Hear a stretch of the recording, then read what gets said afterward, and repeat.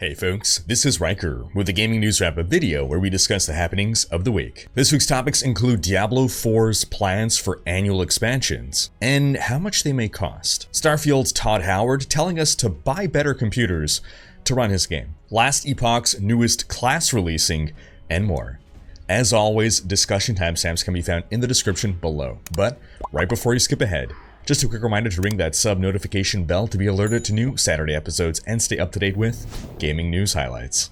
But before we move on, a quick word from this video's sponsor, Torchlight Infinite. If you haven't heard of the game, Torchlight Infinite is the latest installment of one of the most beloved ARPG franchises. This crossplay title has been out for about a year now, and its latest season update just launched on September 7th. I always love to dive back in at the start of a season. The gameplay, the progression, is just really fun, and there's tons of depth to how you can build your character, but it's much more accessible than some other ARPGs. And it's been great to see how, with each season, the game gets better and better as the devs listen to the community and implement feedback. The new season theme is the City of Eterna, where you have to complete challenges within a given time. Your ultimate objective is to rebuild the City of Eterna, while maximizing your potential prize rewards along the way, of course. The season also includes a massive new talent panel that includes tons of season-related talent nodes, eventually unlocking the ability to have an infinite City of Eterna. The season also introduces soul candles, drops that you can find that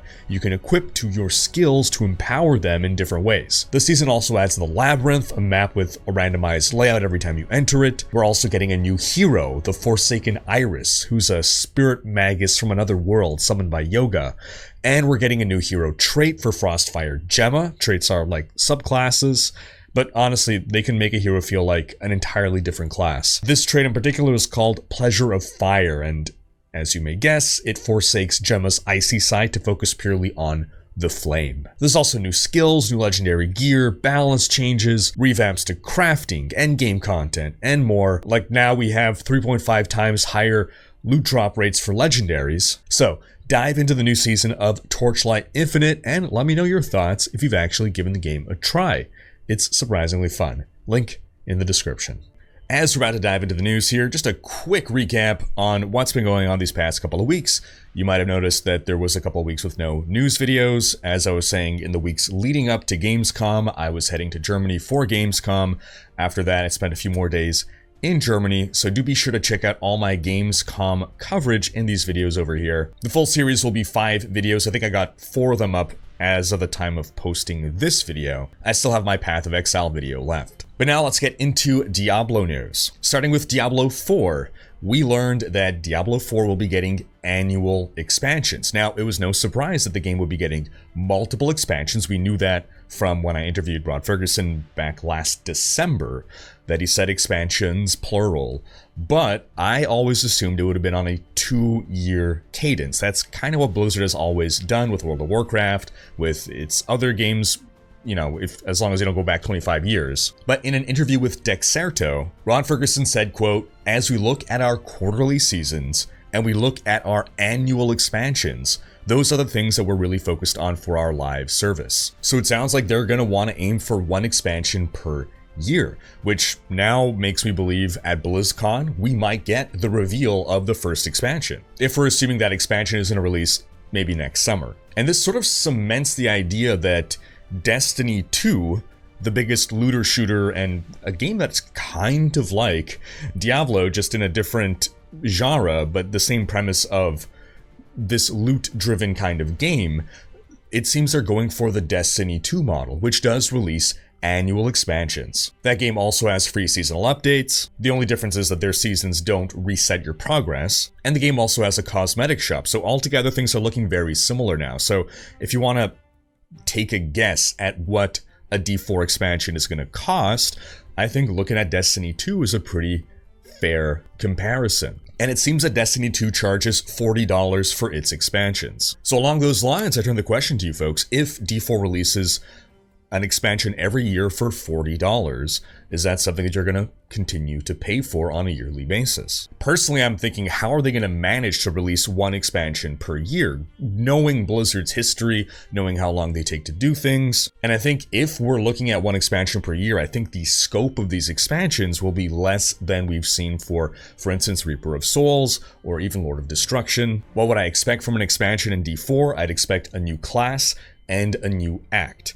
And again, just because historically that's what we have seen in this franchise.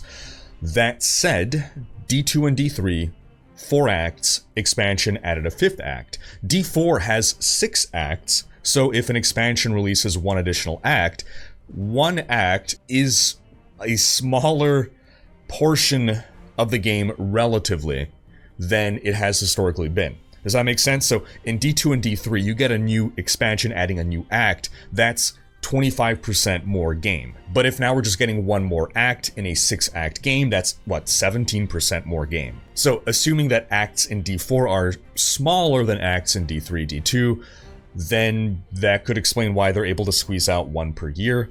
Either that or they really have a much bigger production schedule, but I'd be very concerned about the churn on getting one of those out every year, all the beta testing, all the balance testing. But what do you folks think about all that? Sound off in the comments. In other Diablo news, over the long weekend, Blizzard held a bonus XP and bonus gold event in Diablo 4, 25% more gold and XP.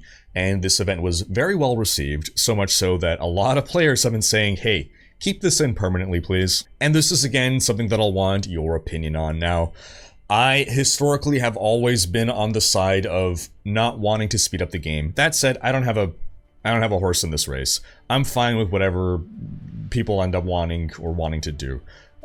Do I personally want a permanent 25% XP bonus? No. If it happens, it happens. What I do like is the idea of these 25% bonus XP events. So rather than just always have 25% more XP, I think it's nice if they keep doing these events now and then as little incentives to come back in and ways for, players who have less time to come in and catch up. Maybe you don't generally have time to play, but if okay, next week there's this event, I'll make time so that I can, get a little more XP and get a few more levels in. My main issue with people asking to have this all the time is it's like, okay, if at some point someone hands you out candy for free, yeah, of course, you're going to always want free candy constantly all the time. Who's going to say no to to just nonstop free candy? But that free candy feels better if it's not a given all the time, right? If you don't just get free candy at the end of every meal, but it is an occasional treat, it feels better. But what do you folks think? Again, sound off in the comments. Because clearly, if you were getting 25% more XP, no one would have stopped playing Diablo 4, right? That's the one thing. Now, in case you missed it, during Gamescom, Blizzard announced Season 2 of Diablo 4. I got a full video giving the breakdown on that over here. Very surprised that they revealed it so soon. And in my interview with Rod Ferguson, he explained why that was. Basically, in short, Gamescom was happening. They saw that as an opportunity to announce something. And so that something was Season 2, because what else are they going to announce? But also do check out that interview for further insights on what Rod and the team are thinking on their end. Season 2 is the season of blood, vampire theme. Bunch of good stuff coming in that season, including great quality of life, features like searchable stash. You're not going to have to grind renown anymore. Renown is now a permanent thing. That's something that a lot of people want. Again, that's not something that I ever personally advocated for. I'm fine with farming the renown again, but I'm not going to argue against not having to do it. It just seems doing these things, it's like, okay, well, now you're taking that out of the game.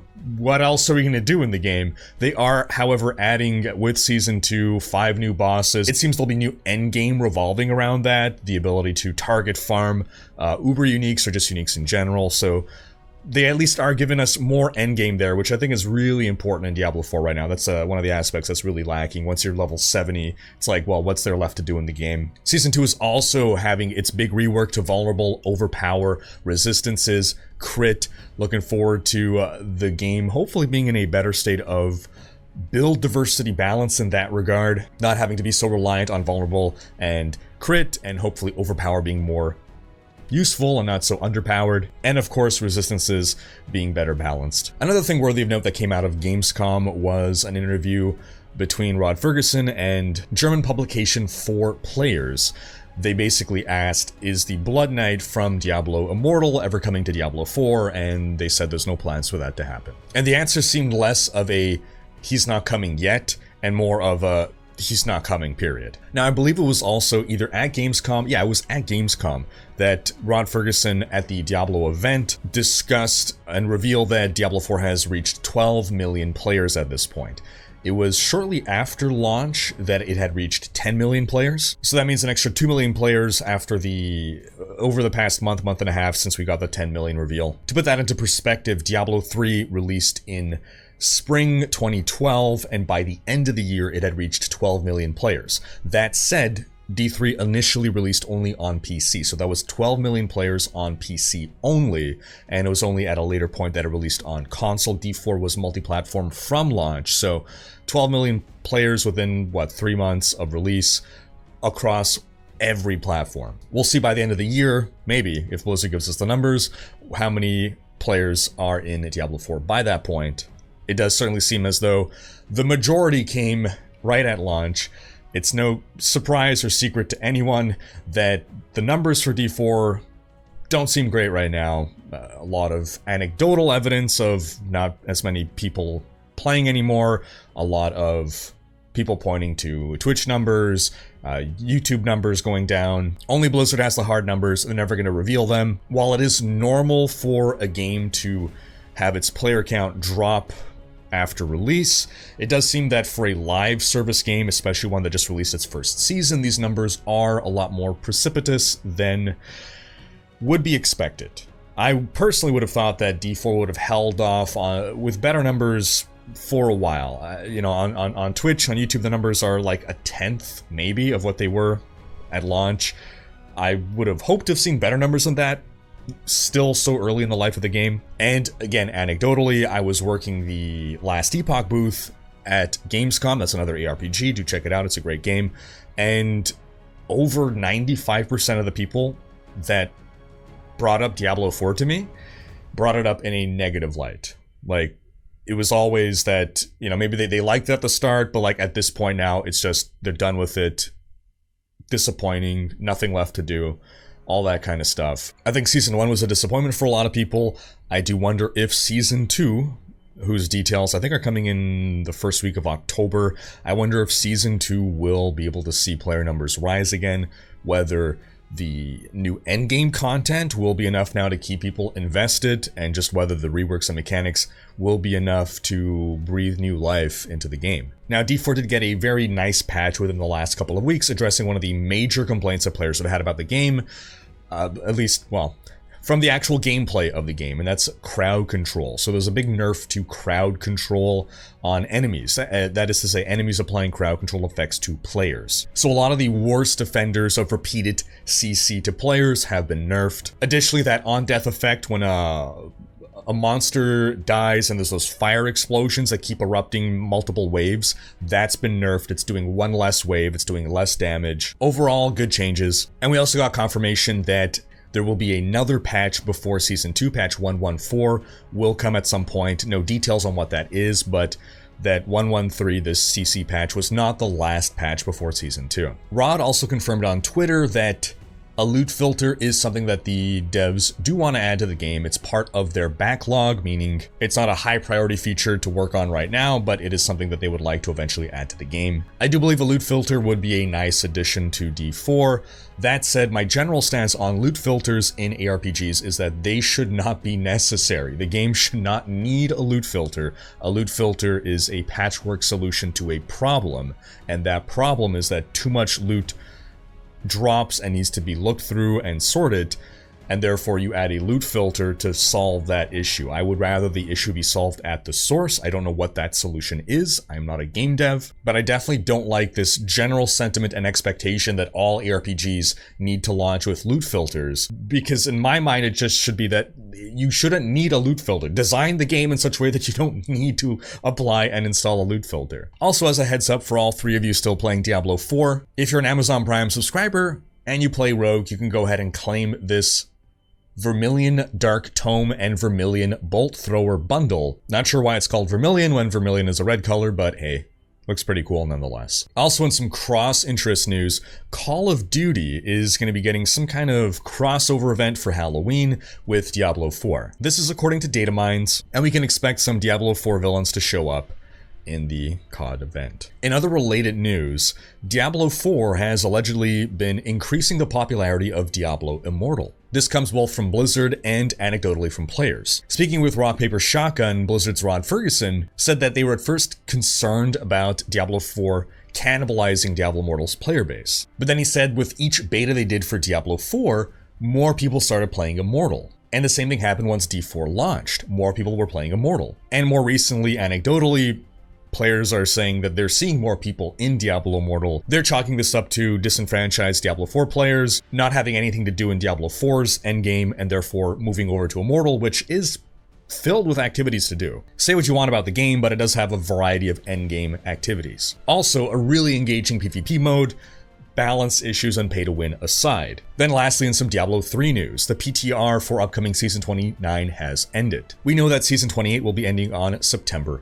10th, so it is most likely that we're going to get the season start on September 15th, next Friday. It's possible by the time this video goes live, that has even been confirmed by Blizzard. As of right now, just speculation, but if not next Friday, then it certainly will be the Friday thereafter. I talk about the patch notes and the new season theme in this video over here, and I also have a full video with a guide on the updated Chicken Doctor. Very fun build. Do check that out as well. This is newly buffed, newly reworked, and much more silly, much more fun in the upcoming Season 29. Diablo 3 is always a fun game to just jump into at the start of a season, even if you only play for a couple of days or a couple of weeks.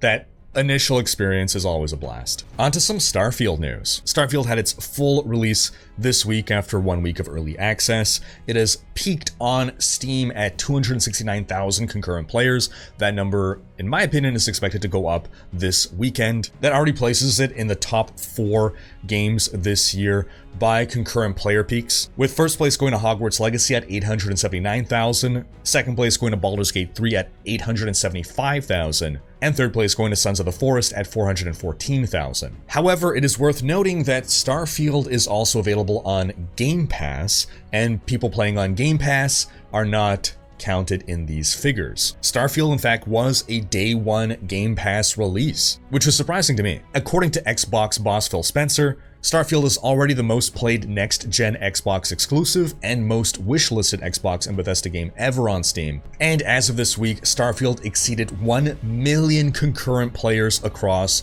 all platforms. I've downloaded and installed Starfield. I have not yet had a chance to play Starfield. I am very much looking forward to it. This is one of the few games that I've been really anticipating. I love the modding scene as well, and that's a big reason for my interest in this game. If you folks have tried Starfield, what are your thoughts? Sound off in the comments. And speaking of mods, of course, mods have already been flying out for the game. There are DLSS mods available for the game for free if you want to optimize your performance and squeeze out better graphics. The game doesn't natively have a field of view slider, so here's a trick on how to change the field of view. There's already a mod for an updated user interface. Again, it's a Bethesda game. You just expect mods to come out to fix half the issues anyway. And speaking of bugs, Bethesda's Pete Hines said about bugs that, as a philosophy, they basically just embrace chaos. Speaking to GamesIndustry.biz, ahead of the game's launch, Pete Hines said, "We could make a safer, less buggy, less risky game if we wanted to, but what we want to try to lean into is player freedom. Yes, there's going to be some little things here and there where your companion might stand a little too close to you sometimes, yet the freedom you get and the things that happen because of that, we absolutely love and embrace. Of course there are bugs, but does it take away from your experience? Or do you have a consistent, fun game that you just can't stop playing and experimenting with?" I think he's downplaying the bugs that we tend to see with companions standing a little bit too close to us, but, you know, sometimes the bugs lead to hilarious situations, so I'm kind of okay with it. I remember back, gosh, one of my first YouTube videos, back for Skyrim, there was this bug where if you were struck by a giant at the right angle, you would be rocketed up into space, and it was hilarious, and I was so sad when they fixed the bug. Then, in our last bit of Starfield news, when talking to Bloomberg, Todd Howard was hit with an audience question: why did you not optimize Starfield for PC? His response: we did. You may need to upgrade your PC. A lot of gamers have taken offense to this comment, feeling it is one of those out-of-touch dev comments. People running really powerful computers are having difficulty maintaining a consistent 60 FPS, and they're asking, what do you want us to upgrade to, Todd? The recommended specs give an RTX 2080. People are struggling on 3080s. On to some Last Epoch news. This week we got the release of patch 0.9.2, which adds the Runemaster to the game, highly anticipated mastery of the mage class. I got a full video talking about the Runemaster and Last Epoch at Gamescom over here. It's got an interview with Judd Kobler. Do check that out. But in addition to what we discussed in that video, some things that I didn't cover that are coming with patch 0.9.2 are rune prisons. These are things that you randomly run into, similar to shrines, and when you click on it, you free an exiled mage. This is a mini-boss that attacks both you and other enemies in the zone. They're really tough, and they're kind of like the Butcher in Diablo 4, in that it's a really tough fight, but if you defeat him, you get rewarded with really good loot. In this case, what you get is an item with what's called an experimental affix. These are new, unusual effects that you can't otherwise get. The patch also adds one-shot and lost caches. These are a new type of discoverable. One-shot caches exist in specific locations in campaign zones, and the first time you open it, you'll get specific loot from it. And on subsequent times opening it, you'll get some weaker generic items. Lost caches spawn randomly in the endgame, and every time you open one, you'll get a random assortment of related items. The patch also includes visual improvements, quality of life features, and for a full overview of everything, do check out this video over here. In other news, Volition, the developers of Saints Row, are shutting down after 30 years. These guys have been around since 1993. They first became big because of launching Descent. Then they made Free Space, Red Faction, the Summoner series, and in 2006, the first Saints Row game. Now, the latest Saints Row was rocky at best. From its first reveal, fans were not really on board. It had it was a reimagining of the series. Didn't seem like long-term fans were very happy with it. Seems post-launch, the game has had at best a lukewarm reception. And back in June, Embracer, the company that owns, amongst many other companies, Volition, announced a restructuring program, and it seems now as part of that restructuring program, Volition has been shut down. This restructuring has also seen some layoffs at Gearbox, but not a complete closure of studio, of course. In Volition's case, they seem to have had two flops back-to-back. Saints Row, Agents of Mayhem, the writing was on the wall, unfortunately. In other news, in case you missed it, Grim Dawn is getting a new expansion. Another final expansion once again. Grim Dawn released in 2016, its last expansion was in 2019, and now they've announced a new expansion for 2024, Fangs of Asterkarn. The expansion will add a new game mode, Ascendant, which adds more difficulty to the game. They're expanding on the Crucible DLC with 30 new waves of enemies to fight. It's adding more super bosses. The expansion is not increasing the level cap, but there will be a ton of new items. You'll have new ability to customize potions. Overall, the expansion seems like it's going to be similar to the last one, Forgotten Gods, in that it's going to add a new act that is sort of a side story. It doesn't have to follow sequentially. You can kind of do it whenever you want. And we'll add a new mastery, the Berserker. And they've already announced that at some point after the expansion, in a free patch, they're going to add 2 new roguelike dungeons. They also stated that while they're targeting a 2024 release, that might get pushed back if they continue to... It is called feature creep. If they keep deciding to add more and more, the 2024 release could be pushed back to 2025. Also, the Berserker sounds like it's going to be a shape-shifting class that can take different beast forms. In some quick Baldur's Gate 3 news, it turns out that something that some might have perceived as a feature was actually a bug. You see, early on in the game's launch, it seemed a lot of the companions were, shall we say, horny. Super horny. Just crazy horny. Turns out this was a bug. Speaking to The Gamer, game director Sven Vink said, quote, "The approval thresholds were too low when we shipped. That's why they were so horny in the beginning. It wasn't supposed to be that way. We fixed it since, at least for some of them. We're still fixing a few of them. Basically, what he's saying is, in order to get to a point where you can romance these companions, you have to build up your relationship and rapport with them, right? You know, there's things that you can do or say that affect positively your steps towards romancing them, things that will negatively impact it, and it just seems that the threshold needed to enter that romance option was set super low at launch. So it's like, hello, I just met you, want to sleep together? Basically, it was the average Tinder experience. Then in some Rockstar news, the company is once again making headlines for selling pirated copies of its own games. So, in the before times when piracy was running rampant, what would happen? A game would release, you would have to put what's called a CD or a DVD, this circular flat disk object, into a tray in your computer device, and that would run the game by reading with lasers off of this disk. Crazy primitive technology, I know. Now, if you pirated a copy of the game, you did not have such a disk, and therefore you had to bypass the check of having that disk, and so people would crack a game by installing some kind of a software that they packaged with the pirated copy of the game in order to skip that check. It was basically a DRM check to ensure you owned the game. So what's happened in recent years? Well, who even releases games on discs anymore? Virtual storefronts have been dominating the market, especially on PC, and so devs have started to sometimes re-release their old games, but through a digital storefront.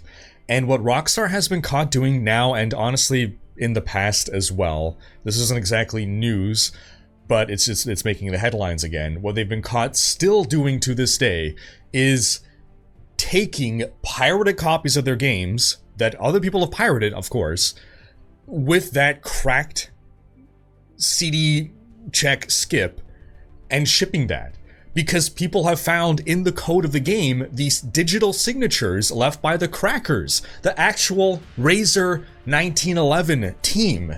They did a lot of game cracking back in the day, and they would leave the little signature in there, and that signature was literally found in multiple Rockstar games, suggesting that rather than them making their own DRM skip, their own means of bypassing the CD, they're literally downloading someone else's pirated copy of their own game and selling that. Now, of course, I don't think there's any legal grounds for the crackers to come out and say, hey, you stole our crack of your product, but ethically, it's super weird, and just outside of that, it's super sketchy, because the fact that they left the signature in, what else could they have left in there?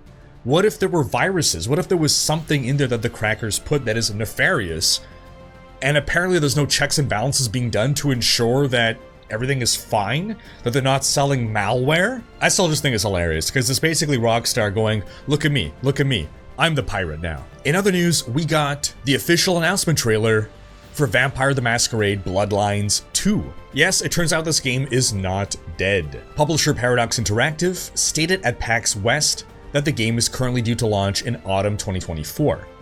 And the new developer is The Chinese Room, the creators of Dear Esther and Amnesia: A Machine for Pigs. The devs stated that Bloodlines 2 is their most ambitious project to date. If you haven't been following the story of this game, it's a sequel to the 2004 title, and it was at first expected to arrive in 2020, then delayed to 2021, and then delayed indefinitely when the developer, Hardsuit, was just removed from the project entirely. The creative director and lead narrative designer, both of whom were on the first game, were fired in 2020. And then the narrative designer also left the project shortly thereafter, so things were not looking good. Now, the Chinese Room have put out some great games, but they're very different kinds of games with much more limited kinds of gameplay. They're more narrative experiences than games. I feel bad saying that.